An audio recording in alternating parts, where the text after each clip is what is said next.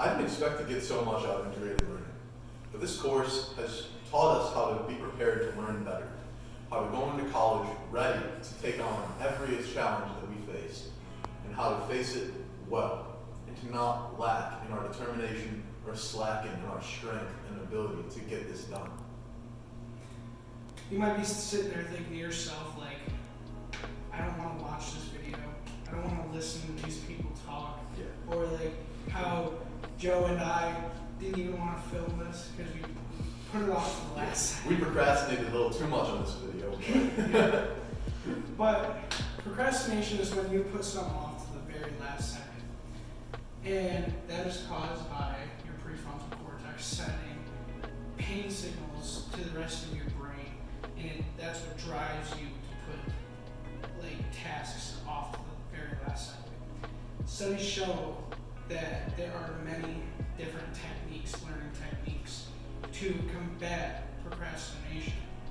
The most effective learning technique for me was called the Pomodoro method. The creator of this method, his name was Francesco Cirillo.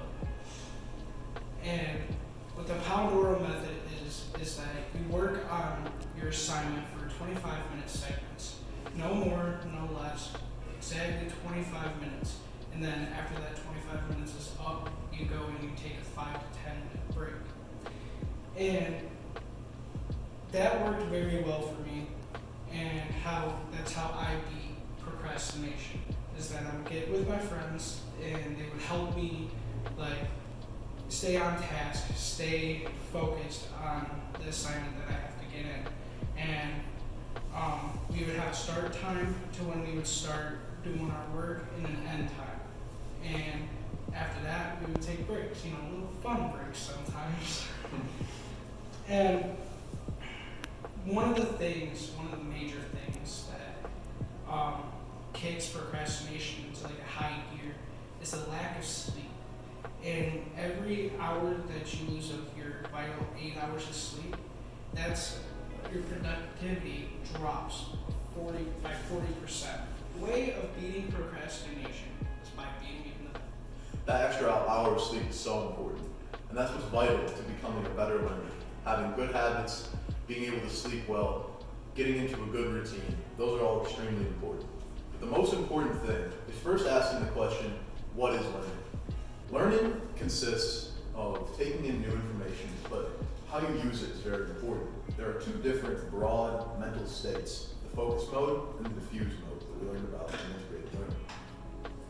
During focus mode, you're trying to get a task done most of the time. When you're focusing, you're trying to either focus intently at giving a point, like I am right now, or focus intently on driving a car or building anything in general, building a table, building chairs. Any of those things involve focus. Or like me being a mechanic.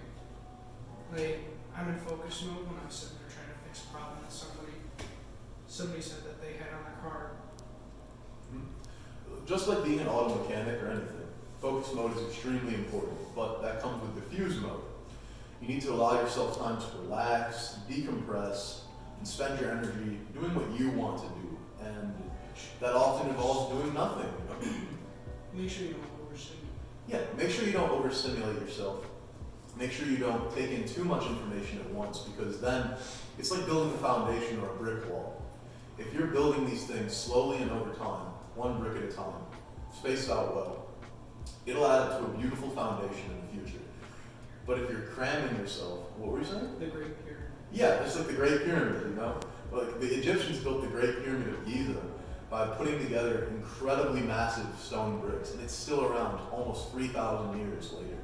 That's the kind of foundation that you can build with your learning. If you throw all those bricks together though into a big pile and then present that to someone, it's going to be a terrible job. You won't have learned a thing. And that's a darn shame. Both modes of thinking are equally valuable and should be looked at as another tool for success. We have lots of tools that enable us to learn new information and to take in new information, like metaphors and visualization. Some of the most effective ways to learn new information are by putting it into a song or a rhyme. And think about the rap songs and things that you can remember today, or rock songs from the past that you can remember very well. One of the rhymes that I created, which I still remember right now, without even looking at my notes, is local is focal, state at the gate, several and federal. That's a rhyme that I created to remember the three levels of government, state, local, and federal. And I never will forget them because it's ingrained in my mind. Rhymes are some of the best ways to remember new information. But metaphors aren't enough. You need to exercise mental will by visualizing your goals. If you can visualize yourself doing it, you probably can. That's what's beautiful about visualization.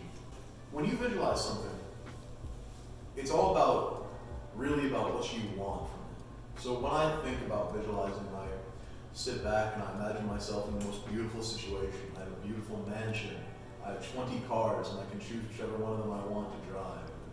I have everybody's got a dream like that. If you can visualize it, get the details. I'm on the lake in Italy, Lake Como. Manifest what you think, what you say. Manifest what you believe. You sit down, you think about this, spend time visualizing. That is the key. One of the keys to learning is visualizing. But it's important to remember that even if you can visualize it, the step before the first step is having the will to succeed. Talent is will exercised into action. Your mindset should always be positive. When you think about your will and your intentions, it should be incorporated into the mindset of, I can do it. I have the ability to do all these things. College is doable. Think about it. Isn't that what got you through a lot of things? It really has. It really has. You can develop your will and intentions related to learning with deliberate practice. So when you're trying to get a good intention and good thoughts in your mind, you need to literally, deliberately practice thinking well.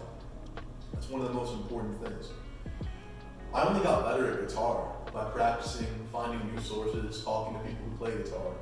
And they always told me, when I asked someone who was way better than me with 10,000 hours of playing, they would say to me, practice, practice, practice, and it's so important. When you first opened up a car though, did you know what you were doing? Hell no. Exactly. Hell no. That's how you become good. You get good by familiarizing yourself with the topic and practicing. Now you can change brakes in 10 minutes, but before you probably didn't even know where the brake line was. Nope. So don't practice too hard though. You need to find a balance, and that's the essence of the Pomodoro technique, which we mentioned earlier. Procrastination is part of my life, and it's part of everybody's life. A good example of procrastination in my life is that this whole entire first semester has been a learning curve for me.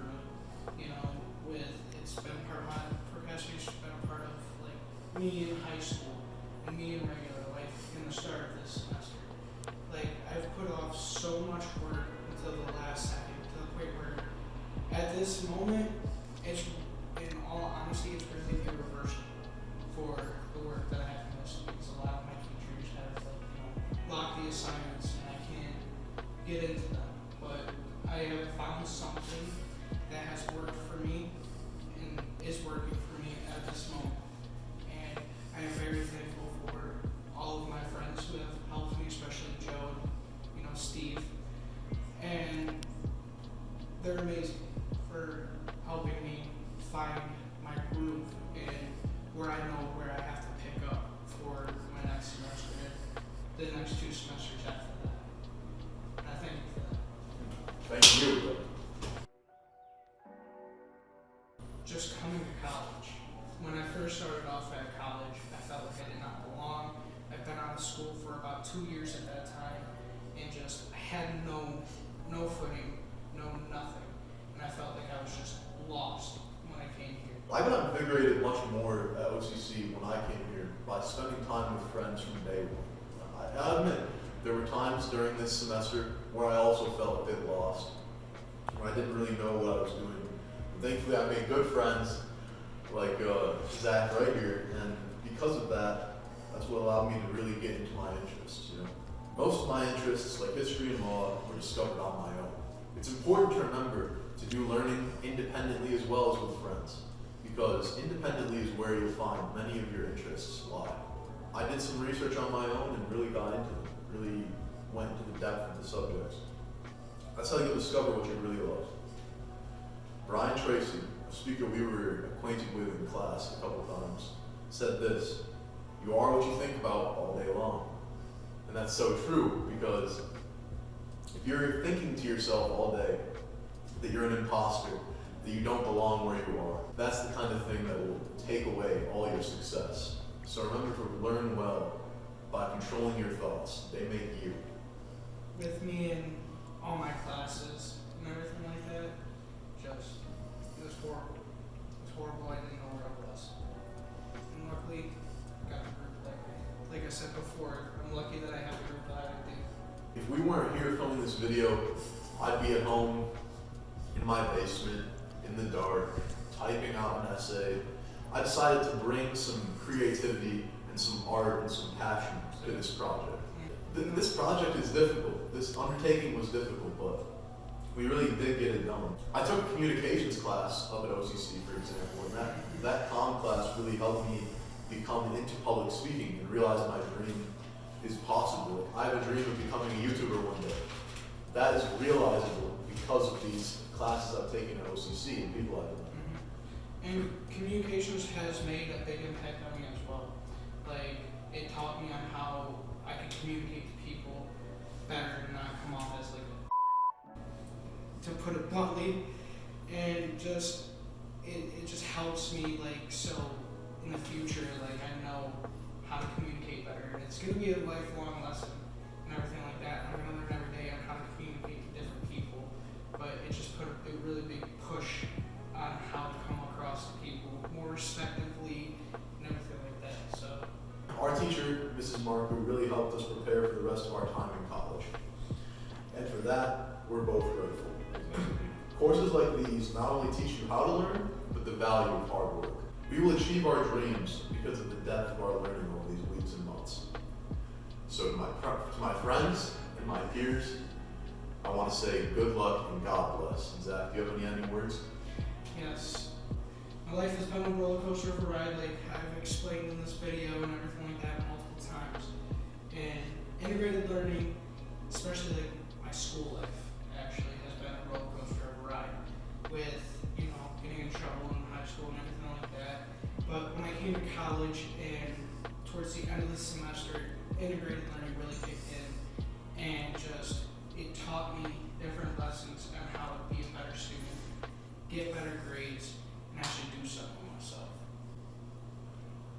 College has been a blast, and I can't wait to see what it brings us to. Exactly. Thank you very much, everyone. Have a good Yes, night. thank you. Can you hear me? Can you hear me? Oh, I can hear you both. No, you only listened to them a couple times. I'm so sorry. It's okay. Cut? You from like doing. It's okay. Integrated learning has been a passionate and fun course. This. Sorry. And Renaissance